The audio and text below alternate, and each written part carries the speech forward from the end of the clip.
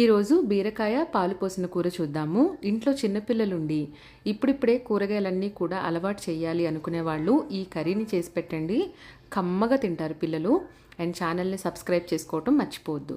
ముందుగా ఆయిల్లోని కాస్త ఆవాలు, జీలకర్ర, పచ్చిశనగపప్పు, కొన్ని వెల్లుల్లి రెబ్బలు కూడా వేసేసి 2 నిమిషాలు ఫ్రై అయిన తర్వాత కాస్త పసుపు వేసుకోండి. ఇప్పుడు దీంట్లో మీడియం సైజ్ ఆనియన్ని, అలాగే పచ్చిమిరపకాయని, కాస్త ఉప్పుని కూడా వేసుకోండి. ఒకవేళ పచ్చిమిరపకాయలు అవాయిడ్ చేయాలి అనుకునే వాళ్ళు అవాయిడ్ చేసేయచ్చు కంప్లీట్గా. సో ఇవి బాగా మగ్గిన తర్వాత దీంట్లోనే కట్ చేసి పెట్టుకున్న బీరకాయ ముక్కల్ని కూడా వేసుకొని మూత పెట్టుకొని బాగా మగ్గించుకోవాలి. మనము దీంట్లో వచ్చే వాటర్తోనే బీరకాయ అంతా కూడా ఆల్మోస్ట్ కుక్ అయిపోవాలన్నమాట. ఇంకా ప్రత్యేకంగా వాటర్ అనేవి ఏం అవసరం లేదు. సో ఇలాగ మగ్గిన తర్వాత దీంట్లోని ఒక్క అరగ్లాసు పాలు, కాచి చల్లార్చిన పాలని వేసేసుకొని ఈ పాలు కూడా ఎగిరిపోయేలాగా కుక్ చేసుకుంటే కర్రీ రెడీ.